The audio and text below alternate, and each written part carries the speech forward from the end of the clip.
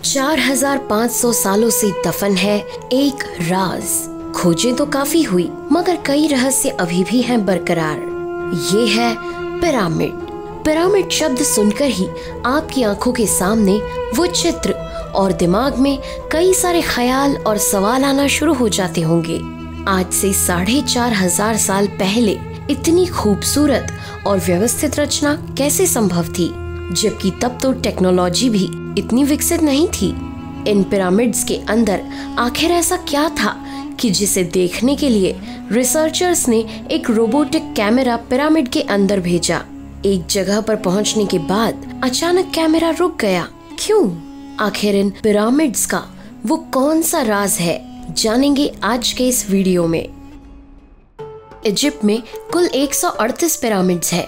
आकार में बड़े, ऊंचे और व्यवस्थित तरीके से बने हुए ये पिरामिड्स देखने में बेहद ही खूबसूरत लगते हैं।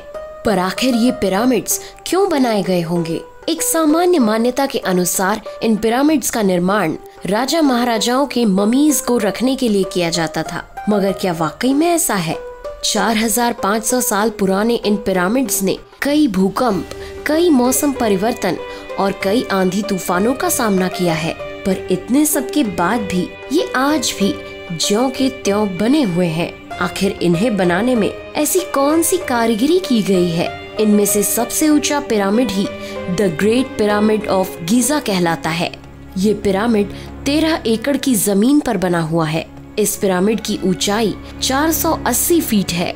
इस पिरामिड को 23 लाख पत्थरों का इस्तेमाल करके बनाया गया है। इन पत्थरों के वजन 2000 किलोग्राम से लेकर 70,000 किलोग्राम तक थे। अब सवाल ये उठता है कि आखिर इतने वजनी पत्थरों को उठाया कैसे गया होगा और एक के ऊपर एक इतना व्यवस्थित जमाया कैसे होगा? आखिर 4500 साल पहले ये सब कैसे संभव हुआ? क्या ये काम मानव बल की सहायता से किया गया या फिर उनके पास कोई उन्नत टेक्नोलॉजी थी? अनुमान लगाया जाता है कि इस पूरे पिरामिड का वजन 60 लाख टन है। अगर आप इस पिरामिड का अलाइनमेंट देखेंगे तो चौंक जाएंगे, क्योंकि ये बेहद ही शानदार तरीके से सेट किए गए पत्थर हैं। बिना टूल्स के इतनी सुंदर कारीगरी करना कुछ नामुमकिन सा लगता है। आखिर ऐसे कौन से इंजीनियर्स उस समय मौजूद थे जिन्होंने इन पिरामिड्स को न सिर्फ अर्थक्वेक प्रूफ बल्कि थंडरस्टॉर्म प्रूफ और हीट प्रूफ भी बनाया? ये पिरामिड्स अंदर से बिल्कुल ठंडे होते हैं। बाहर का तापमान चाहे जो हो, मगर अंदर का तापमान 20 डिग्री सेल्सियस बना रहता है। इन पिरामिड्स की सारी साइड्स एग्जैक्टली 51.5 डिग्री के एंगल पर बनी हुई हैं। बिना यंत्रों के इतना बारीक मापन कैसे संभव है? आइए जानते हैं कुछ रिसर्चेस की मदद से। ये रिसर्चेस आज या कल या पिछले कुछ सालों की नहीं है, बल्कि कई सेंचुरीज से कई सारे रिसर्चर इस पहेली को सुलझाने के लिए जी तोड़ मेहनत कर रहे हैं। कई रिसर्चर्स इस बात को जानने के लिए अपना दिमाग लगा रहे थे कि आखिर बिना किसी कंपास के किस तरह इन पिरामिड्स की साइजेस को exact east, west, north, south में रखा गया होगा। इस पर एक्सपर्ट्स का मानना है कि पहले तो ऐसी जमीन को खोजा गया होगा जहां भूकंप या प्राकृतिक आपदा आने की संभावनाएं कम या ना के बराबर होंगी। इसके साथ ही ये भी देखा गया होगा कि क्या ये जमीन इतने बड़े और भारी पिरामिड का वजन झेल पाएगी। इसके अलावा जमीन का सरफेस भी जांचा गया होगा कि कहीं ये ऊपर नीचे या टेढ़ी तिरछी तो नहीं। उसके बाद ही पिरामिड्स बनाने के लिए उस जमीन का सिलेक्शन किया गया होगा। अब बात आती है दिशा मापन की। तो हो सकता है कि पोलर स्टार्स यानी कि धरती के पोल्स का पता लगाने वाले स्टार्स की मदद से ही पिरामिड की साइज को मार्क किया गया हो। ना ही कोई ऑप्टिकल डिवाइस और ना ही कंपास, केवल एक साधारण सी तकनीक के जरिए दिशा मापन कर लिया गया। एक्सपर्ट्स का कहना है कि लेवलिंग करने के लिए छेनी हथौड़े का इस्तेमाल किया गया होगा। यहाँ गौर करने वाली एक बात और है कि एंशिएंट इजिप्शियन ने इस वी शेप टूल का इस्तेमाल भी किया हो, जिसके बीच एक पेंडुलम या पत्थर लगा हुआ है। इस वी शेप्ड टूल को जमीन पर रखने पर अगर पेंडुलम बीच में रहा तो जमीन सीधी है, नहीं तो जितनी ऊपर नीचे है उसकी मरम्मत की गई होगी। अब बात करते हैं पत्थरों को शेप में लाने की।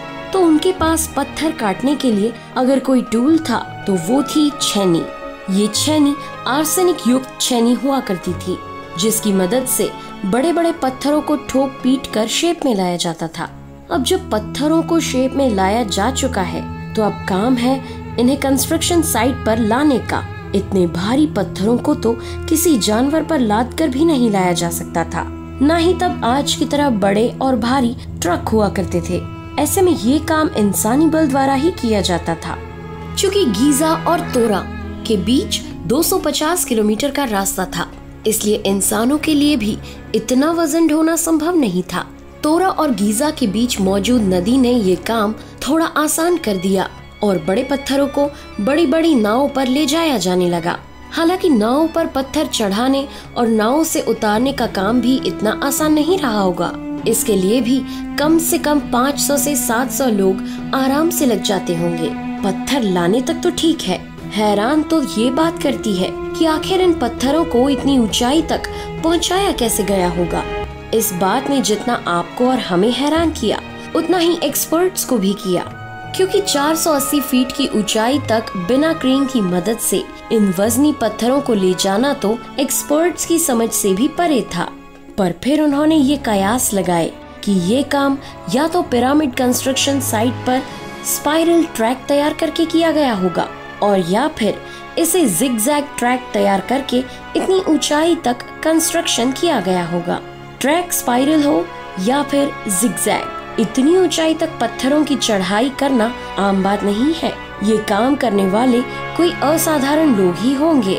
पिरामिड्स के अंदर कुछ कंपार्टमेंट्स भी तैयार किए गए थे, साथ ही इनके अंदर जाने का रास्ता भी बनाया गया था। कुछ रिसर्चर्स की मदद से बहुत कुछ जानने की कोशिशें की गई और फिर जो सच्चाई सामने आई वो चौंका देने वाली थी। बाहर से लाइमस्टोन से बना पिरामिड असल में अंदर की ओर से ग्रेनाइट से बना हुआ था। ग्रेनाइट को काटना आज के समय में भी भारी मशीनों के बिना नामुमकिन है, तो फिर आज से 4500 साल पहले ये काम कैसे संभव हुआ होगा। इसे लेकर कई रिसर्च के बाद एक्सपर्ट्स ने ये निष्कर्ष निकाला कि ग्रेनाइट को काटने के लिए बिना दांते वाले लकड़ी के पटिये का इस्तेमाल किया गया होगा। लकड़ी के पटिये के दोनों ओर भारी पत्थर लगाकर ग्रेनाइट पर आरी की तरह चलाया होगा और इसमें धार बनाने के लिए बजरी का इस्तेमाल किया गया होगा।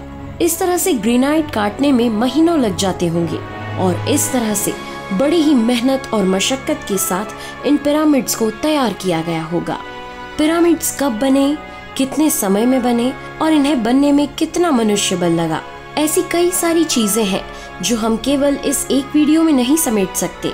अगर आप इस बारे में और जानकारी चाहते हैं तो हम इसका पार्ट 2 आपके लिए जरूर बनाएंगे। तो आपको आज का ये वीडियो कैसा लगा कमेंट करके जरूर बताएं। वीडियो पसंद आया हो तो लाइक करें और अपने दोस्तों के साथ शेयर करें। मैं हूं आपकी दोस्त नेहा आगरकर। फिर मिलेंगे अगले वीडियो में नए टॉपिक के साथ। तब तक के लिए हमें दे आज्ञा। नमस्कार।